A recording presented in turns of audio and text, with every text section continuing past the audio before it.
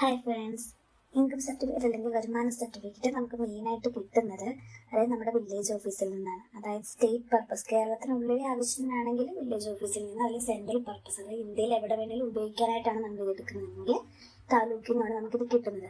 അപ്പോൾ നമുക്ക് നോർമലി വരുമാന സർട്ടിഫിക്കറ്റ് ലഭിക്കാൻ എന്തൊക്കെ ഡോക്യുമെന്റുമായിട്ടാണ് നമ്മൾ അല്ലെങ്കിൽ ഒരു അക്ഷയയിലോ അല്ലെങ്കിൽ ഒരു ജനസേവന കേന്ദ്രത്തിൽ പോകേണ്ടത് നോക്കാം. കാരണം പലരുടെയും ഇന്നും അധിക സമയം പോകുന്നതും ഈ ഡോക്യുമെന്റ് എന്താ നമ്മൾ അറിയില്ല. നമ്മൾ അവിടെ ചെല്ലുന്നു, എന്നിട്ട് അവർ എന്താണ് ഡോക്യുമെന്റ് പറയുന്നു, പിന്നെ നമ്മൾ അതിനുവേണ്ടി തിരിച്ചു വരുന്നു, ഡോക്യുമെന്റ് ആയിട്ട് വീണ്ടും ചെല്ലുന്നു. ഇങ്ങനെ ഒരു പ്രോസസ്സാണ് നടക്കുന്നത്.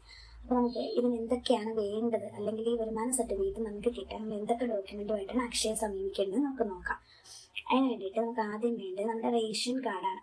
റേഷൻ കാർഡ് വേണം, ആധാർ കാർഡ് വേണം, നമ്മുടെ ലാൻഡ് ടാക്സിന്റെ റെസിപ്റ്റ്, അതായത് വീടിന്റെ സ്ഥലത്തിന്റെ കരമടച്ചതിന്റെ റെസിപ്റ്റ്. പ്രത്യേകം ശ്രദ്ധിക്കണം, വീടിനല്ല സ്ഥലത്തിന്റെ കരമടച്ചതിന്റെ റെസിപ്റ്റ്.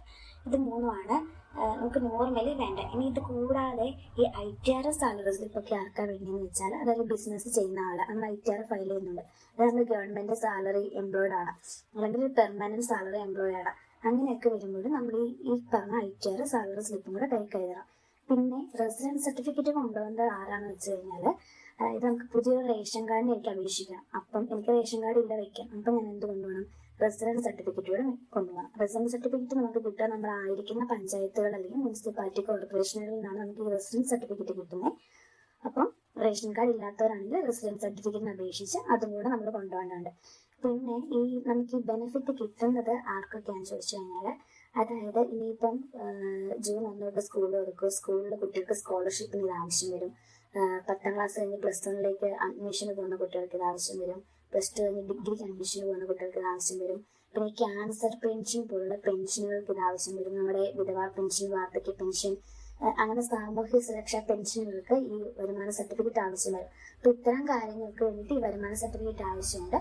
അപ്പം ഇനിയിപ്പം എന്തെങ്കിലും ഡൗട്ട് ഇതിനെക്കുറിച്ചുണ്ടെങ്കിൽ നിങ്ങളോട് ചോദിക്കാൻ മടിക്കേണ്ട. എന്തെങ്കിലും ഡൗട്ടുകൾ, അല്ലെങ്കിൽ ഇതല്ല എക്സ്ട്രാ ഡോക്യുമെന്റ് വേണം, അങ്ങനെ ഏതെങ്കിലും അക്ഷയ ചെന്നപ്പോൾ അങ്ങനെ പറഞ്ഞു എന്നൊക്കെ ഉള്ളവർ എന്നിട്ട് പറയാൻ മടിക്കേണ്ട. അതൊന്നും ദയവേത് കമന്റ് ഇട്ടാൽ മതി. അപ്പം ഇനിയും എന്തെങ്കിലും ഡൗട്ട്സ്, അല്ലെങ്കിൽ ഇന്ന സർട്ടിഫിക്കറ്റിന് വേണ്ടി എന്നൊക്കെ ഡോക്യുമെന്റ് വേണ്ടി, അങ്ങനെയൊക്കെ ഡൗട്ട് ഉള്ളവർ ദയവേത് കമന്റ് ബോക്സിൽ ഇട്ടാൽ മതി കേട്ടോ. ഞാനതിന് ഉത്തരം തരാം. എന്തായാലും താങ്ക്സ്. പിന്നെ വീഡിയോ ഇഷ്ടമായാലും ലൈക്ക് ചെയ്യാനും ഷെയർ ചെയ്യാനും സബ്സ്ക്രൈബ് ചെയ്യാനും മറക്കല്ലേ.